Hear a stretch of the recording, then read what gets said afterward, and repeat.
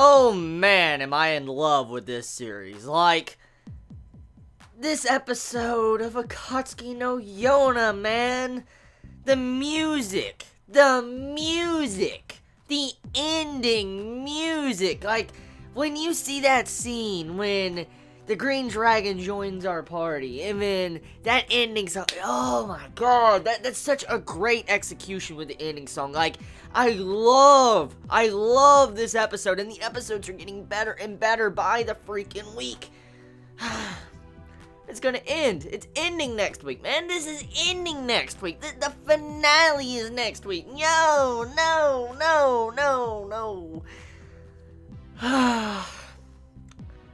I'm sad. I'm really sad right now because, man, this was so good. Like, the beginning part of this episode, the meaning behind the beginning of this episode of Akatsuki no Yona.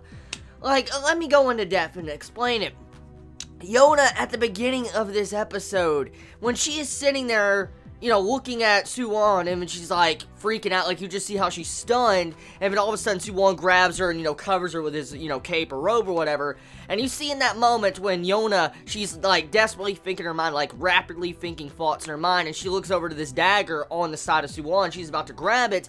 That right there symbolizes so much meaning in Yona's development. Like, let's just take a couple back steps, okay? Let's just backstep just a little bit, okay?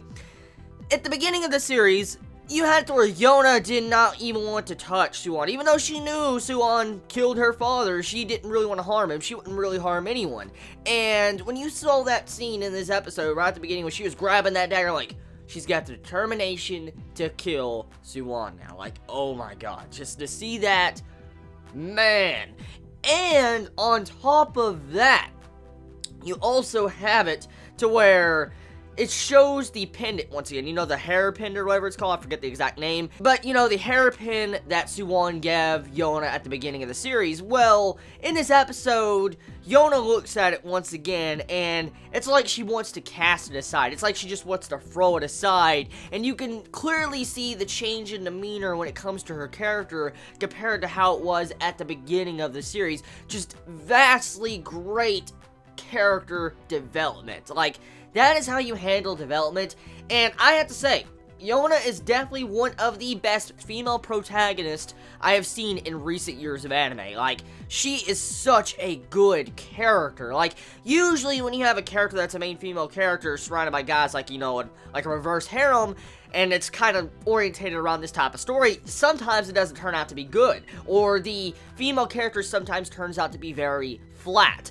But with Yona as a character, oh my god, like, the writer of this series really knows how to write a female main character. Like, Yona is an amazing character. To see her development, how much she has matured, it's so breathtaking when you look at the starting point. Like, seriously, go back to episode 1, 2, or 3, and look at Yona, and then look at this episode when you see the beginning, and you're like, my god, you'll be freaking out, you'll be doing backflips. So, the episode of Akatsuki no Yona symbolizes that everything is kind of coming to an end when it comes to the anime. Like, that's the feels I got from this episode. The journey is continuing onward. They got and recruited the green dragon. They're leaving the village. And Yona continues her travels to hunt down the next dragon, the yellow dragon. And so, yeah, that's the episode, but I'm gonna miss it. I'm really going to miss this. Next week is the finale, and I'm really not ready. I am really not ready for that finale. I'm not. So, yeah. Tell me your thoughts in the comments below. How do you feel about this series coming to an end next week? How do you feel about Yona's development? How do you feel about Suwon and hers meeting? Let me know. Y'all have a wonderful day or night wherever you live. Please be safe. Chibi out.